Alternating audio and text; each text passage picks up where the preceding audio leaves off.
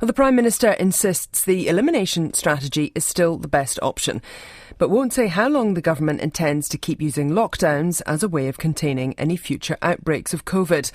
Jacinda Ardern says vaccination rates will be crucial to New Zealand's future response, with her only stated target is to get them as high as possible. Auckland faces another 7 days under level 4 as officials work to get the outbreak fully under control, also leaving the rest of the country, in level 2. ACT is calling for elimination to be abandoned if Auckland's lockdown fails to bear fruit within the week. Here's RNZ's political editor Jane Patterson. While the immediate focus is on this outbreak, it's also raised questions about the sustainability of future lockdowns. Jacinda Ardern says the goal is still to stamp out the virus using whatever restrictions necessary. At the moment, our strategy is elimination, and we've not changed up that plan. So we are going to continue to work alongside our experts around what the post-vaccination environment looks like. One question politicians around the world are facing: at what point do you stop using lockdowns or other measures and accept COVID in the community? Furthermore, what's an acceptable level of death and hospitalisation as a result, which was put to Ms Ardern. The important point I would make is that when you look around the world, the thing that's determining whether or not you're seeing that high rate of hospitalisations and very sadly loss of life is vaccination rates. It is the greatest tool we have been given in the COVID battle to date. Director General of Health Dr Ashley Bloomfield says this lockdown is working and Auckland needs to stay the course.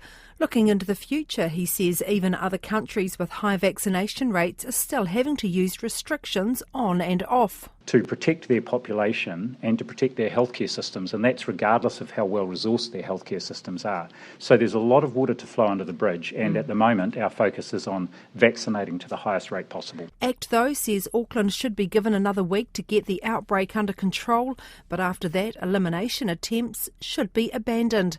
Leader David Seymour suggests a holding pattern at level 2.5 while the government focuses on vaccinations. We can't afford to send large swathes of Auckland broke pursuing a strategy that is not eliminating COVID anyway. We need to find a balance between the two that minimises hospitalisation but also allows business to continue. If we don't, there's going to be real carnage after another few weeks of this. National's Chris Bishop says elimination is still possible if testing, tracing and vaccinating are all done properly. Once we give up on elimination, we can never go back.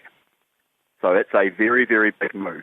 New Zealand has achieved something that no other country has achieved.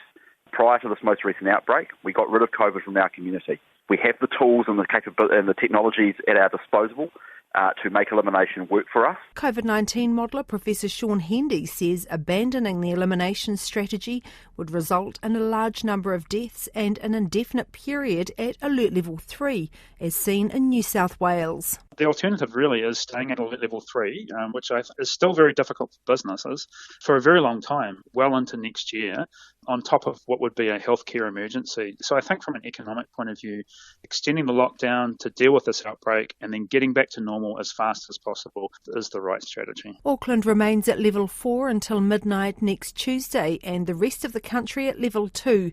Cabinet has decided in principle Auckland will move to level 3 at that point, to be confirmed on Monday.